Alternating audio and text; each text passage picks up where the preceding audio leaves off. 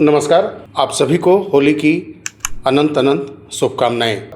आप कल्पना कीजिए कि जहां अगर रंग न हो वहां का वातावरण कैसा हो जाएगा। इन रंगों के बिना कितनी बदरंग लगेगी ये दुनिया। लेकिन पिछले कुछ वर्षों से लगातार सहारा सहित कई सारी कंपनियों में जिन्होंने इन्वेस्ट किया और उनका पैसा फंसा हुआ है, जो कि आर्थिक तंगियों से गुजर रहे हैं वर्षों से, जिनके परिवार मानसिक प्रताड़ना लगातार झेलते आ रहे हैं। उन घरों के गार्जियन अपने चेहरे पर खुशी के भाव लिए हुए अपने परिवार के साथ हर्षोल्लास के साथ इस रंगों के त्यौहार और बुराई पर अच्छाई की जीत का प्रतीक, ये आपसी सद्भाव का प्रतीक, भाईचारे का प्रतीक, ये होली का त्यौहार लगातार मनाते आ रहे हैं। जो करोड़ों निवेशक सहारा और सहारा जैसी कंपनियों में इन्वेस्ट करके फंसे हुए हैं और वर्षों से अपने पूर्ण भुगतान मेच्योरिटी अमाउंट के साथ पैसा पाने की आस देख रहे हैं, कुछ उसी तरह से पिछले लगातार 8 महीने से नोएडा के अंदर लगातार सहारा के कर्मचारियों के द्वारा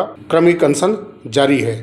और देखिए कि वो भी अपने दिलों में ढेर सारे गम छुपाए हुए हैं। आर्थिक तंगी है, मानसिक प्रताड़ना है, फिर भी जो भी लोग कर्मचारी वहाँ पर बैठे हैं, अनशन कर रहे हैं, वो एक परिवार जैसा बन चले हैं और वो आपस में एक दूसरे को अबीर गुलाल लगा करके इस बार 2026 की इस होली को उन्होंने बिल्कुल हर्षोल्लास के साथ अपने चेहरे के हजारों गम को छुपाए हुए मना रहे हैं। लेकिन ये सिस्टम जिसमें सरकार है, हमारे देश की न्यायपालिकाएं हैं, सहारा का शीर्ष प्रबंधन है, चाहे वो PACL का शीर्ष प्रबंधन हो या तमाम ऐसी कंपनियां जो कि इन्वेस्ट कराई और गबन करके भग गई और उनको कहीं न कहीं इस देश की सरकारें शरण देने में, यहाँ का प्रशासन शरण देने में कामयाब हो जाता है। आशा यही है कि जल्द से जल्द हमारे देश का ये सिस्टम, हमारी न्यायपालिकाएं सभी को न्याय दें और सभी के हक के पैसे उनको मिले, चाहे वो इन्वेस्टर्स के निवेश किए पैसे हों, चाहे वो कर्मचारियों के सैलरी हो या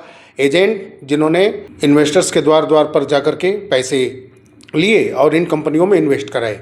तो सभी के हक का पैसा इन क्रूर सिस्टम से मिलना चाहिए। न्यायपालिका को न्याय करना चाहिए। सिटी सेशन कोर्ट कलकत्ता के अंदर आप जानते हैं कि 2 मार्च को OP श्रीवास्तव के बेल पिटीशन पर सुनवाई हुई है। आर्डर की कॉपी जो कि छुट्टियां हैं इसलिए अभी अपलोड नहीं हुई है, लेकिन नेक्स्ट बेल पिटीशन की सुनवाई पर डेट आ गया है, वो है 7 मार्च। 7 मार्च को OP श्रीवास्तव के बेल पिटीशन पर सुनवाई फिर से एक बार सिटी सेशन कोर्ट कलकत्ता करेगा।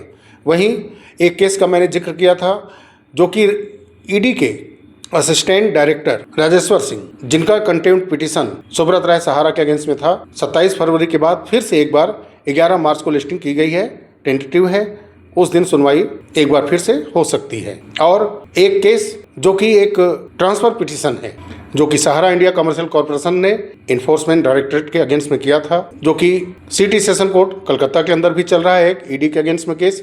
और एक केस का जो सुनवाई हुआ था इलाहाबाद हाई कोर्ट के अंदर और उसको इलाहाबाद हाई कोर्ट के लखनऊ बेंच ने खारिज कर दिया था। तो ये ED से संबंधित ये केस जो कि एक ट्रांसफर पिटीशन के रूप में सहारा इंडिया कमर्शियल कॉर्पोरेशन लिमिटेड ने जो कि 27 अक्टूबर 2025 को फाइल किया था और उसको फिर लिस्ट कराया गया 27 फरवरी 2026 में, तो उसकी भी सुनवाई की नेक्स्ट टेंटेटिव लिस्टिंग डेट 13 मार्च 2026 सुप्रीम कोर्ट के पोर्टल पर अपडेट की गई है।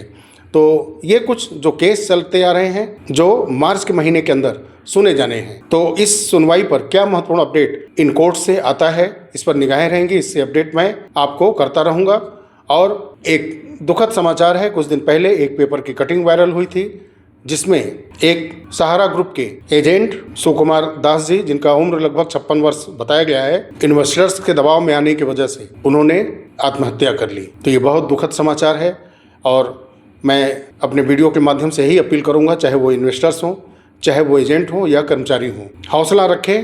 वर्षों की लड़ाई आप लड़ते आ रहे हैं, तो आखिरी के कुछ समय आप हतोत्साहित होकर के कोई भी गलत कदम न उठाएं। कितनी बड़ी लड़ाई आपने लड़ी है, तो जब जजमेंट का समय है, इस सिस्टम को आपने झकझोरा है, उससे निर्णायक हक लेने का समय है, तो इतना गलत डिसीजन आप बिल्कुल ना लें। अपने आप को सुरक्षित रखें और अपने परिवार को, जो कि पहले से ही बहुत दुखद परिस्थितियां झेलती आ रही हैं, आर्थिक तंगियां झेलती आ रही हैं, उनको इतना बड़ा दुख ना दें, अपने परिवार के बीच से अपने आप को खत्म ना करें, क्योंकि कहीं न कहीं जो एजेंट हैं, ज़्यादातर लोग अपने घर के मुखिया हैं, अपने घर के सारे खर्च, सारी व्यवस्थाएं वो देखने वाले हैं, चलाने वाले हैं। आप रहेंगे तो आपके परिवार का हौसला बढ़ा रहेगा, उम्मीदें कायम रहेंगी। जिस घर के मुखिया अचानक अगर चले जाएंगे, वो भी इस तरह से हृदय विदारक तरीके से अपने आप को खत्म कर लेंगे, तो वो परिवार टूट जाएगा। तो निसंदेह मैं अपेक्षा करता हूँ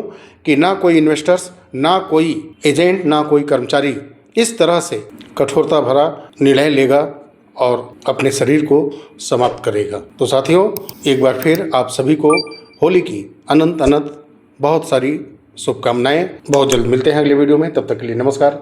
जय हिंद, जय भारत, वंदे मातरम।